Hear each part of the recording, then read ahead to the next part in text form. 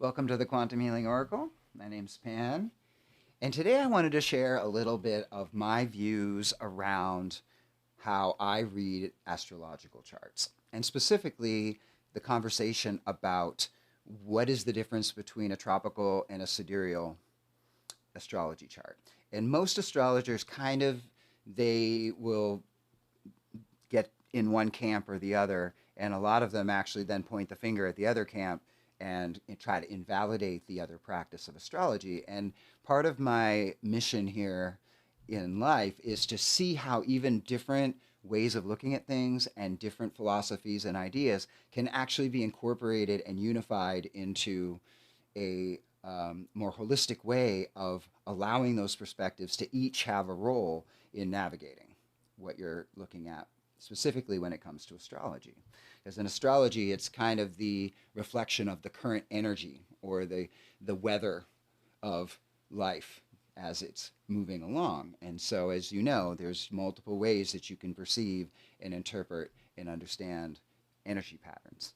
So first, I'll just talk a little bit about the difference between tropical astrology and sidereal astrology. In tropical astrology, the main difference is that on the spring equinox, in December 21st or 22nd every year, that begins what they call the constellation of Aries. So every single year at the spring equinox, we begin what we call the sun moving through the constellation of Aries. Now, the interesting thing I think about astrology is if you go back 2,000, 2,200 years when tropical astrology was first developed, and you actually did look into the night sky, it was actually much closer that on the spring equinox, Aries was the sign, the constellation that was rising on the horizon on that spring equinox. And so I can see potentially how Western tropical astrologers made that correlation of Aries being aligned with the first day of spring. And it does make a lot of sense because the energy of Aries is the initiator. It's the beginning of the new astrological year, and springtime is the time when things begin to grow. However, what has happened over the last 2,200 years is what's called the precession of the equinoxes. And it's because of the wobbling of the Earth that the way we view where the stars show up on our horizon actually changes 1 astrological degree every 72 years. So 1 degree every 72 years over the past 2,200 years, when you look at the constellation that's on the horizon at the spring equinox, it's not Aries anymore. It's Pisces.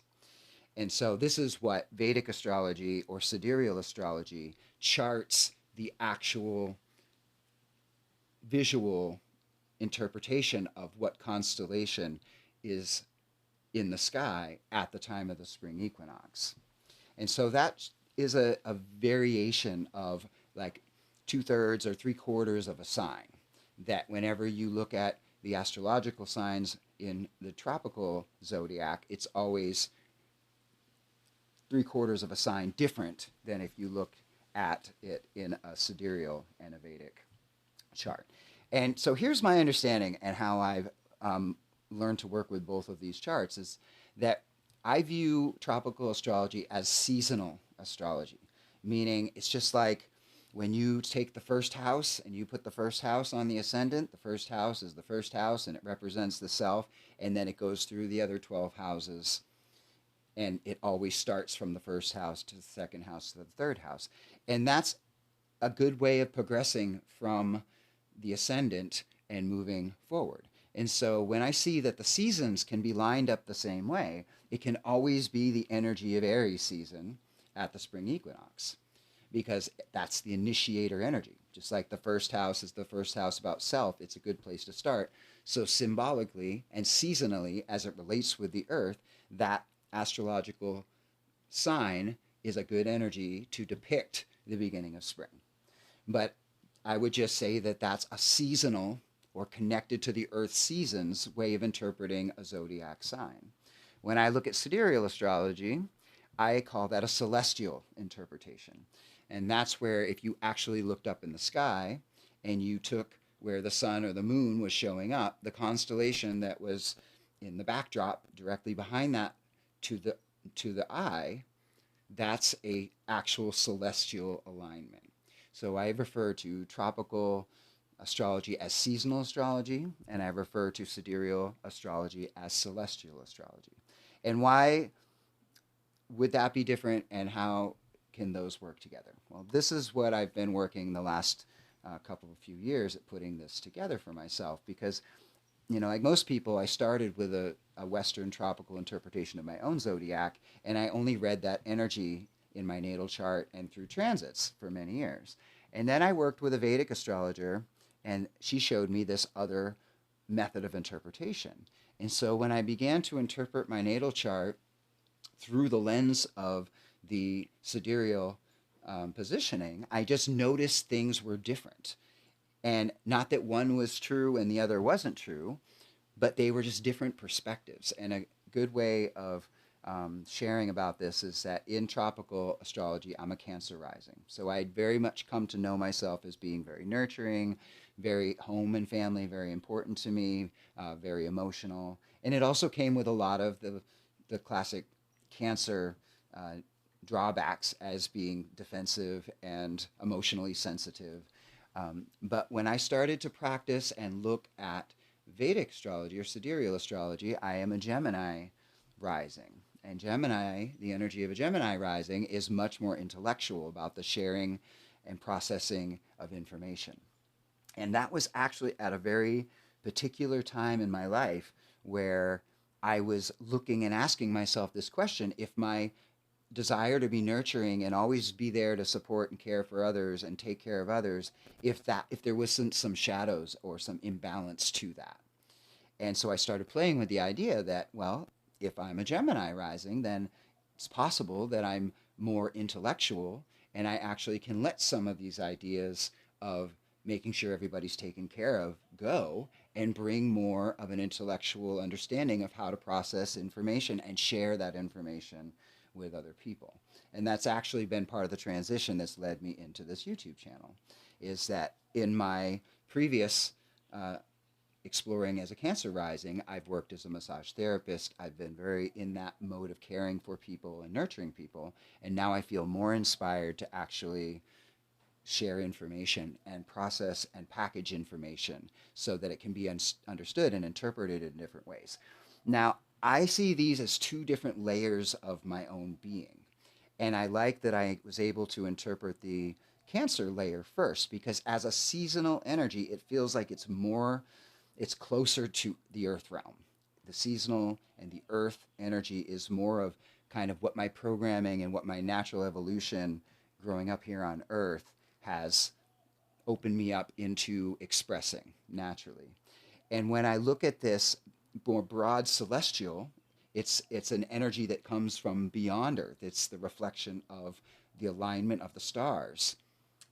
So I see that as a broader energy, like a part of my soul or a part of my higher self that exists in higher frequency ranges, that when I was open to it and understanding how to interpret and embody that, then that became available. And so again, this isn't like about anything being better or worse. They're just different layers of consciousness. And as you know, we're multi-layered, multi-dimensional beings, and I believe these are just two layers of looking at it, and it can infinitely go on and on and on if we had more information to incorporate from higher and further out layers. But for me, it works to at least work with these two layers and see how both of those parts of myself are true. I'm not actually negating one side of my understanding of self in order to incorporate the other side, but the incorporation of a broader part of my being has definitely changed the overall makeup and intention and motivation of how I move as a human. And so when I read charts, I'll often either choose to read them as a tropical chart or choose to read them as a sidereal chart. Now, an example of why I may choose to read a tropical chart: I live in America, in the Western world, where the majority of people practice Western astrology. And that is the seasonal way of relating with the archetypes of the constellation energy through the seasons. And so if I'm going to take a read on the collective consciousness as it relates with the Western world that I'm very much a part of, it's oftentimes very helpful to reflect a tropical chart, because a lot of people that I may connect with and that I'm surrounded by are also kind of working with the influence of that energy. Now, when's a time that I would read a sidereal chart? So, a time that I usually read the sidereal chart is at times of new and full moon specifically, and specifically eclipses as well. And the reason is being that the eclipses are an actual observable alignment. The reason what makes an eclipse energy so powerful is that you can look at the sun and the moon and you can see them actually coming together in a line, and it changes the way our entire world responds to that alignment, and it gets darker and we can feel the energy in a more intense way. And so to me there is a magic and a purpose for using those direct observable alignments as a way of understanding that energy.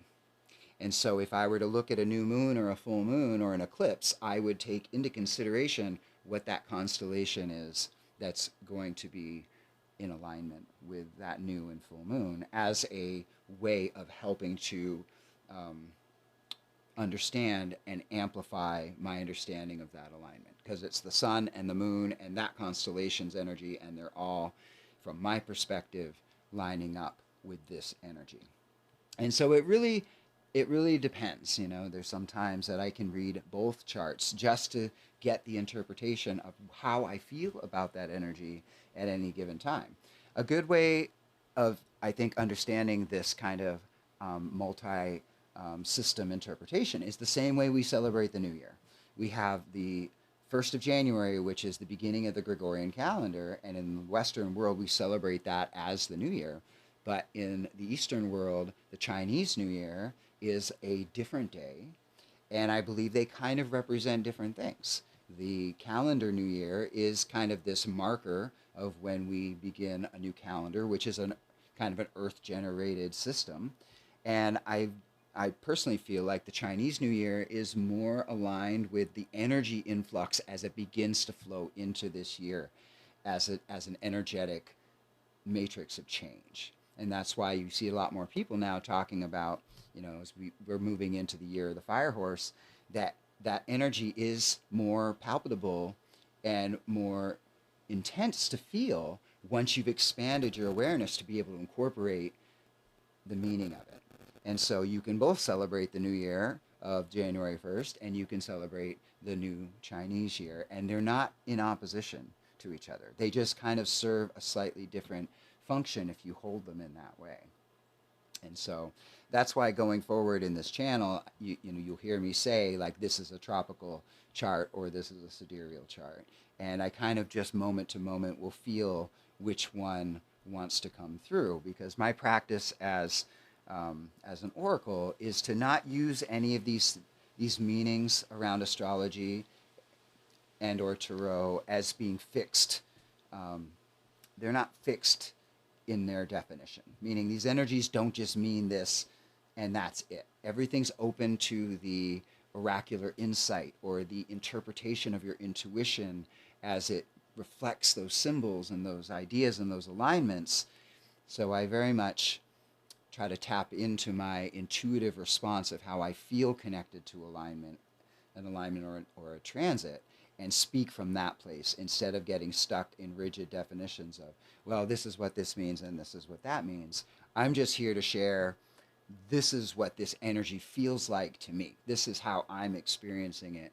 And what I'm here to offer you is my interpretation of the energies, which is open to incorporating as much information as possible from as many different systems as possible in order to draw upon a wider field of ideas and have a broader palette of interpreting energy.